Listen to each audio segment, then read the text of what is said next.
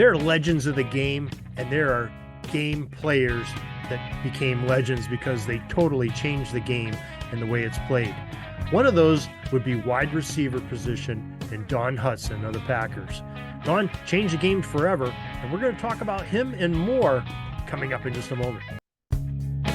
This is the Pigskin Daily History Dispatch, a podcast that covers the anniversaries of American football events throughout history. Your host, Darren Hayes, is podcasting from America's North Shore to bring you the memories of the gridiron, one day at a time. We go back a couple years ago to one of the interviews that we had with Joe Ziemba, talking about some of the greatest football players in NFL history that wore the number 14. And we came upon the name of Don Hutson, the star wide receiver, most famously of the Alabama Crimson Tide and the Green Bay Packers.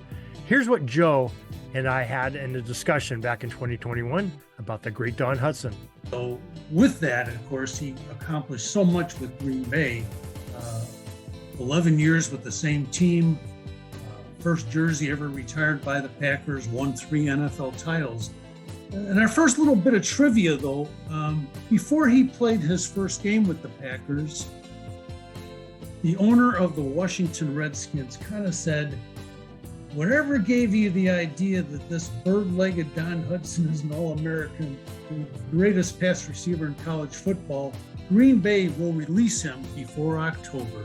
George Preston Marshall, the favorite of George House of the Bears. So I thought that would really get a player going. And sure enough, I think I saw an article that said Hutson said, yeah, that did it for him. And he was, of course, the NFL's first 1,000-yard receiver, led the league. And I think when he retired in receiving yards, receiving yards, touchdowns when he retired, and then went in the Hall of Fame in 1963.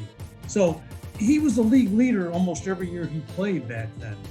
And I think he really deserves what that one publication gave him in 1957 of the best NFL player of all time until then. One little sidebar, he, of course, came down to Chicago a couple times a year and played the Bears and the Cardinals. And in 1945, the Cardinals, and you may have heard this story, but Cardinals had a player named Mats Tonelli who went into World War II. Right at the start of it, in fact, even before then, and he was in a prisoner of war camp with the Japanese. For the entire war, he survived the Battle of Bataan, and Mr. Bidwell, the owner of the team, came up to him in the hospital when he came back to Chicago, and he said, Mats, you're still under contract. We expect you to be out there. And here's a guy who went from 210 pounds to about 90 pounds during captivity, but he worked and got back out in the field at the end of the season in 45 and lines up as a defender. And who's he up against but Don Hutson? Oh. And Mats Tonelli said that Hutson looked at him and said, don't worry, kid, we'll take care of you.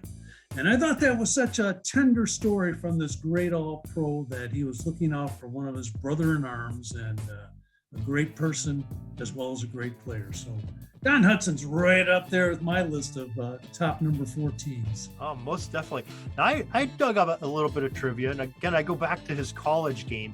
He played for Alabama, and in 1934. I mean, think about that era and what they did. It was mostly running game. Hutson hauled in 6 passes in one game for 165 yards and 2 touchdowns in a 29-13 victory over Stanford in the Rose Bowl. In a big stage against a good team in an era where they didn't really put the ball in the air very much. That's pretty impressive.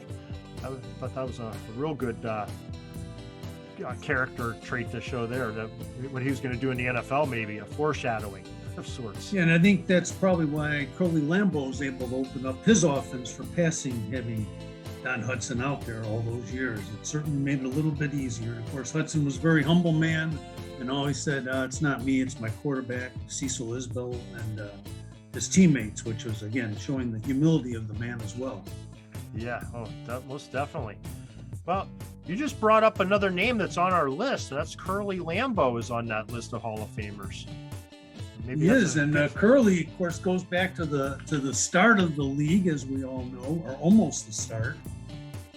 Came out of Green Bay and went to Notre Dame for one season, got tonsillitis, Never went back to Notre Dame after that first year, but started this team called the Packers.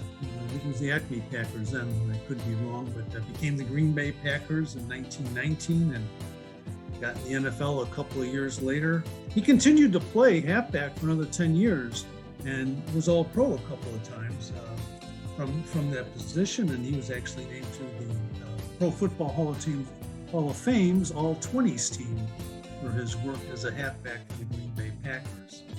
Played the old single wing, which is kind of confusing if you catch an old film of it on YouTube or something. Quite effective as a player coach for those 10 years. Then, of course, stayed on as coach and general manager for another 30 years until 1949 when he finally left the Packers. So as a player and a coach, Curly Lambeau, another one of those number 14s who we will always remember. And he was good enough to get an entire NFL stadium named after him too. Probably a little bit of his coaching helped that out too, but still a great player, great coach in the NFL. Sometimes when I give talks, I irritate Packers fans when I said that Lambeau Stadium was the only stadium in the NFL named after a Cardinals coach. He did coach the Cardinals for about a year and a half, but I know I'm being facetious. Imagine that, somebody from Chicago irritating somebody from Green Bay. I just can't imagine that. Right, exactly. Never heard of that before. That's all the football history we have today, folks. Join us back tomorrow for more of your football history.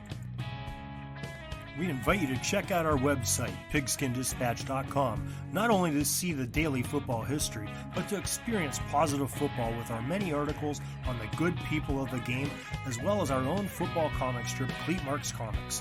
Pigskindispatch.com is also on social media outlets, Facebook, Twitter, Instagram, and don't forget the Pigskin Dispatch YouTube channel to get all of your positive football news and history.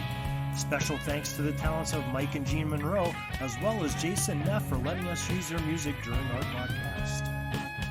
This podcast is part of the Sports History Network, your headquarters for the yesteryear of your favorite sport. You can learn more at sportshistorynetwork.com.